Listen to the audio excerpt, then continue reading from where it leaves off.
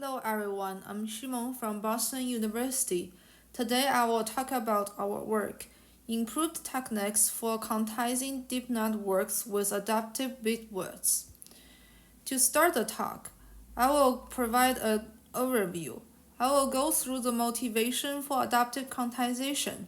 Then I will talk about our method, which can improve the adaptive quantization performance. Finally, I will show our results in both image classification and video classification tasks. Let's get started.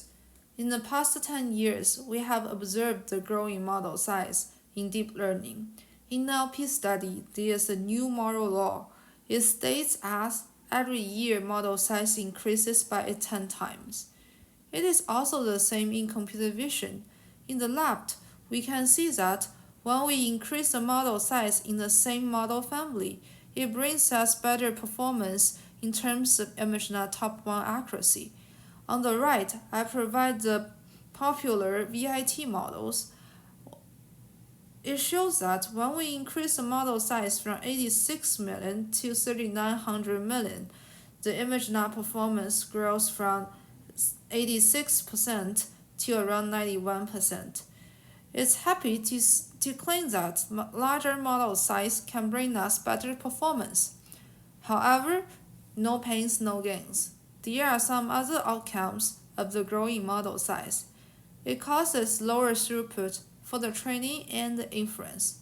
For the training, when we increase the model size from 1 billion to 13 billion, the numbers of tokens per second per GPU reduces from 20,000 to 2,000.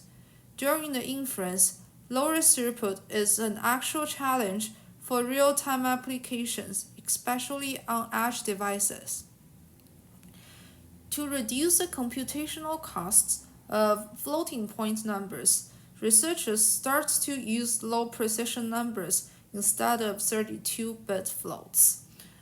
From 2016, there is a lot of works which studies the quantization of the weights in neural networks. Nowadays, network quantization is a popular and effective choice to enhance the inference time efficiency.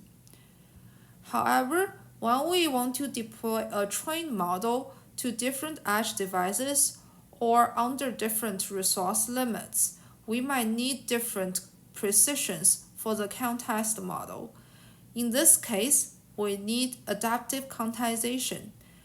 In adaptive quantization, we can quantize a network to any position adaptively to the current scenario.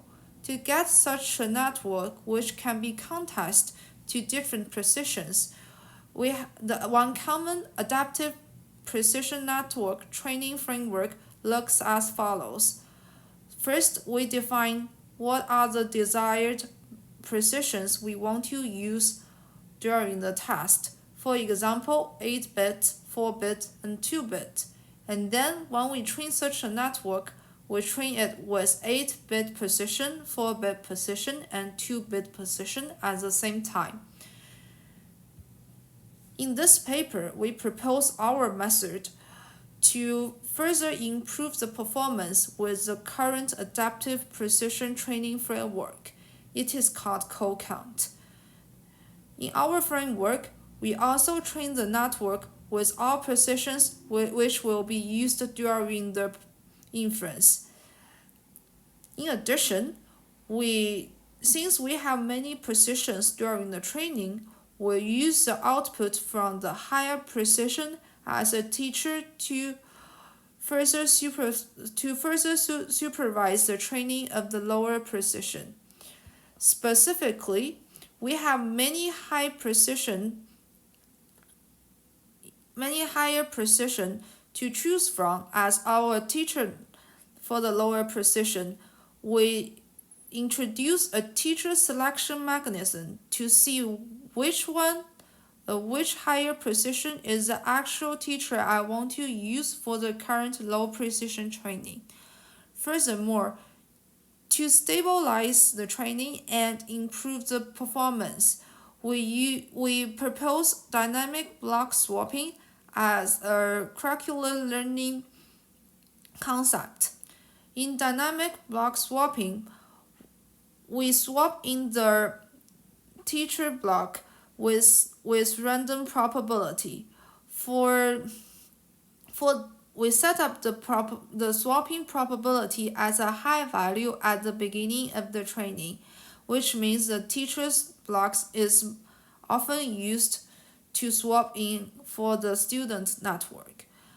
This probability gets smaller during the training and it will be 0 at the end of the training. In this case, which means at the end of the training, there's no teacher block will be used. All the whole network can be proceed with all students block. With our proposed co-count framework, we report our performance in image recognition.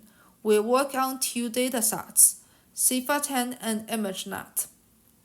For CIFA10, our co-count already outperforms all baselines for 4 precisions which used in training. Especially, we outperforms in 2-bit precision. When we move on to ImageNet, it is a harder task set. Our co-count keeps outperforming the baseline with larger improvement. In addition to image recognition task, we also look at the video recognition task. In video recognition, the computational cost is even higher. To reduce this computational task, we start to use our co-count method. With co-count, we first work on the ResNet 18. We find out our model already performs the baseline models with significant amount, and then we switch the ResNet 18 with a larger base model, ResNet 50, and we find out the improvement of our model is more significant in this case.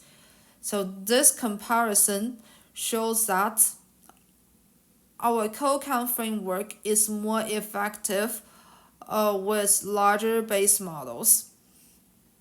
This is all the results I have included in this video.